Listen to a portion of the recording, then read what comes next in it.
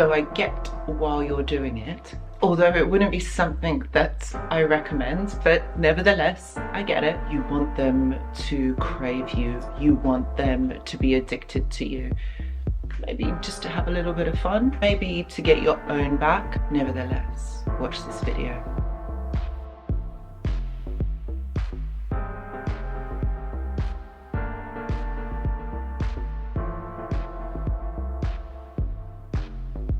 Hello and welcome back. I hope that you're all doing really well.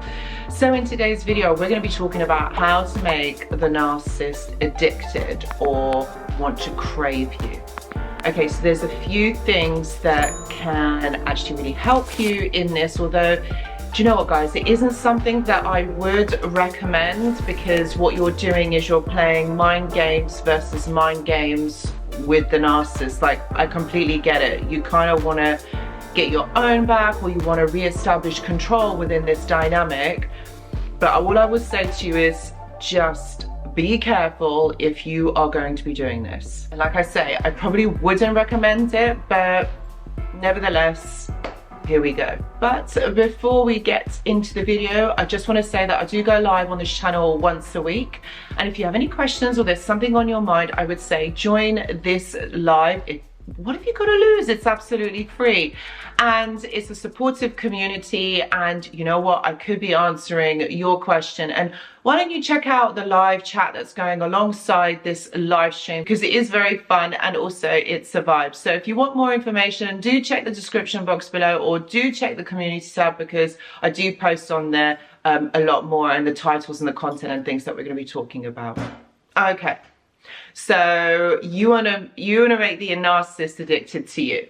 Okay, so the first thing that I would say is, look, you got to have your wits about you at all times, okay? Because what you're doing is you're making this person who has toxic traits, who has a personality disorder, you want to make them addicted to you. So just be aware and make sure that you are in control at all times, okay? It's like you've got to be a little bit more detached, okay? So this is what I would say.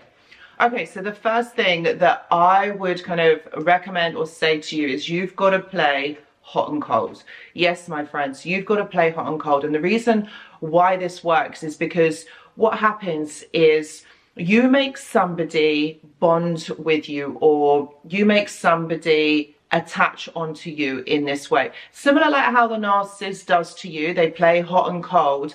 What this does do is it keeps you eager, it keeps you hooked, because you're always waiting for when that person is going to be hot and they give you something that you need.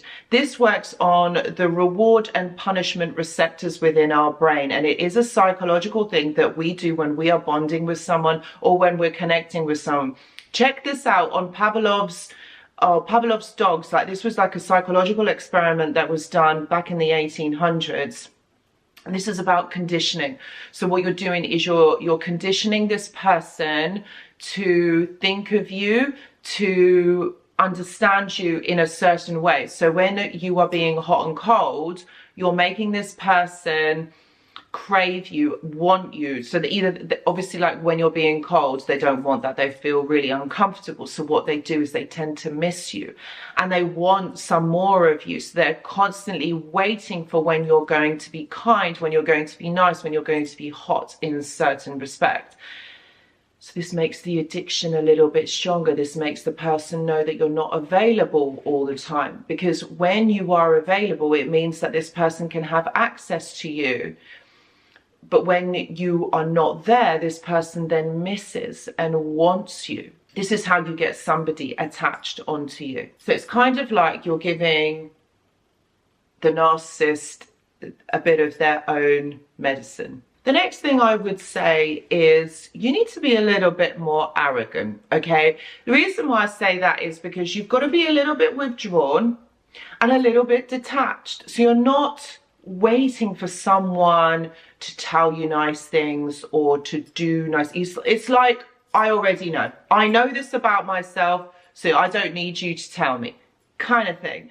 So it means that you're not relying on someone's validation of you, because when you externalize when you're waiting for somebody else to do something for you, you are always going to be disappointed. And also it puts you in a weaker and more vulnerable position if you're waiting for somebody else to give you something, or you're waiting for someone to validate you or make you feel good. This is something that if you want to do this, you need to work on this, because it's about confidence and self-worth, and actually knowing your confidence, actually knowing your self-worth, and actually putting that out there. So you're not waiting for somebody else's validation of you. No, you already know this. You already know that you're good enough. You already know that actually whatever this person says, it's like, yeah, okay. So this is the arrogance that you kind of need to show with a narcissist, because you see what they are looking for is hooks on how you need them. Okay, where are your vulnerabilities? Where is it that you need something from the narcissist? And you've got to show the narcissist that actually you don't need anything from them. You don't need their validation. You don't need them to make you feel good. Basically, that's what I'm trying to say in this bit. And this leads on to the next question. And this leads on to the next bit. Actually, you've got to show them that you're a prize. You've got to show them that actually you are someone who is a prize to be with. You are number one.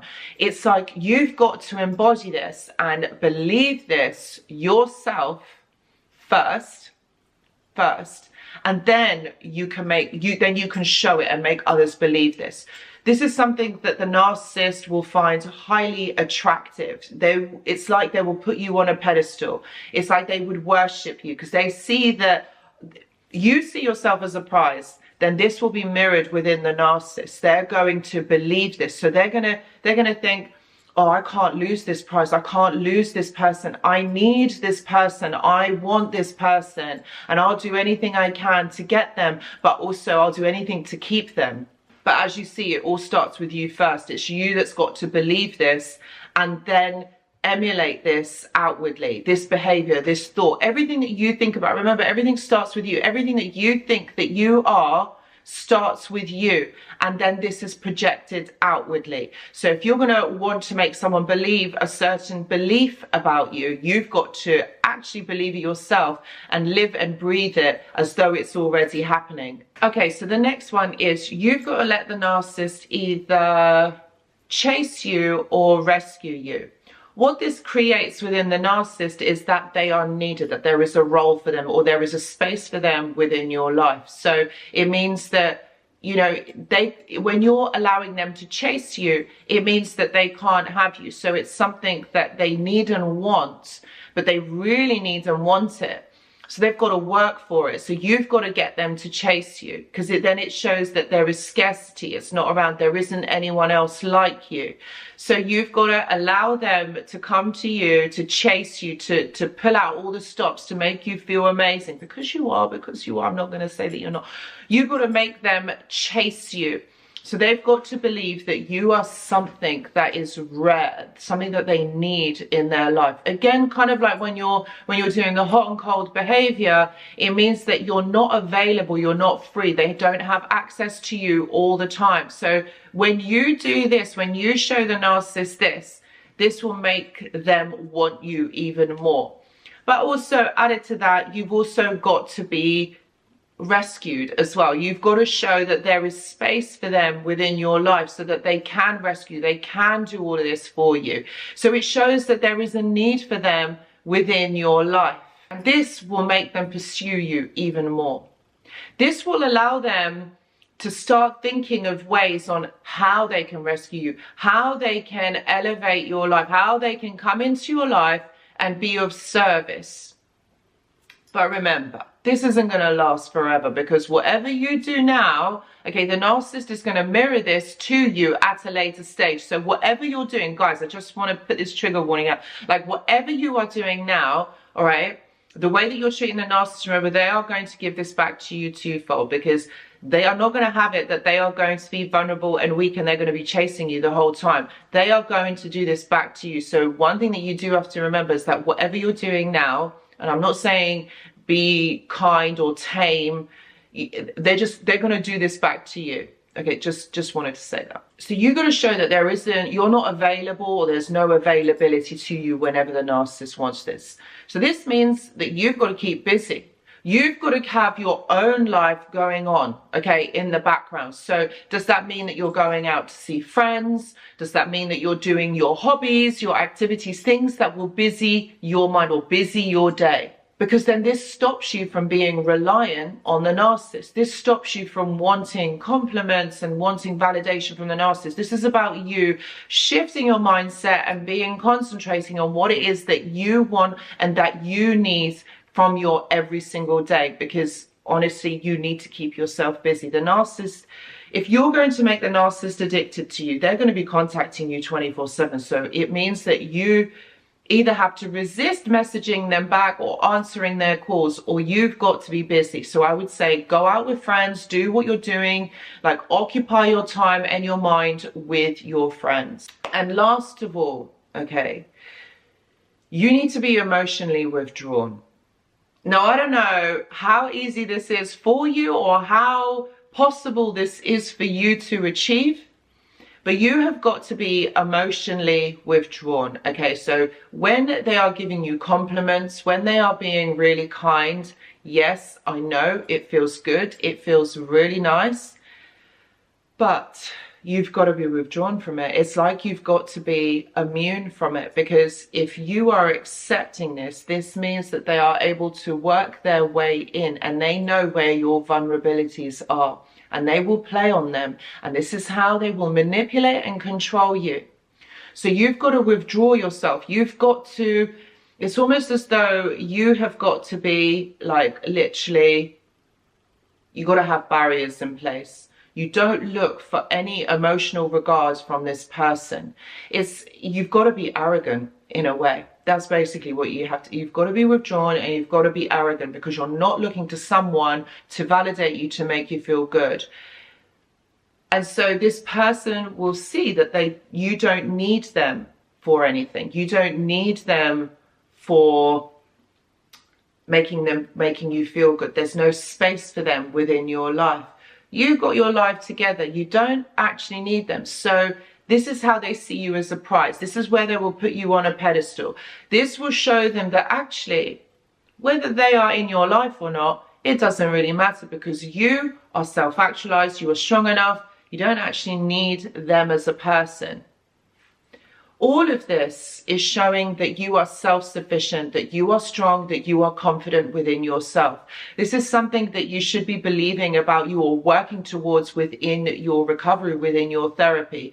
This, making them addicted to you, this is all about, do you know what? On some level, guys, you need to be able to know that it doesn't matter what the narcissist does, what they are doing, playing these games, okay, this will come back on you.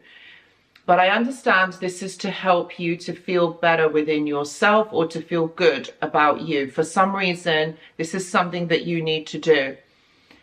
Don't make this your end goal to get the narcissist back. Of course, I can't tell you what to do, but please be aware that this doesn't lead to happiness, or there isn't a healthy relationship at the end of this, even though you use these techniques discussed in the video. So guys, I really hope this video helps. And if you are someone that is going through this and needs some help, or want to discuss this further, please know that I do offer one-to-one consultations. Please see the description box below. I also have a mentorship and a journal club, which I post every single Monday. If you're interested in joining to help with your recovery, please see the description box below. I've also got a Discord server, which is absolutely free for you to join. This is a community of like-minded individuals, people who possibly are going through the same thing that you are. And if you would like to talk with people who have gone through similar experiences, I would say join the Discord server. The link is in the description box below. Guys, thank you so much for watching, and I hope to see you in the next video. Goodbye.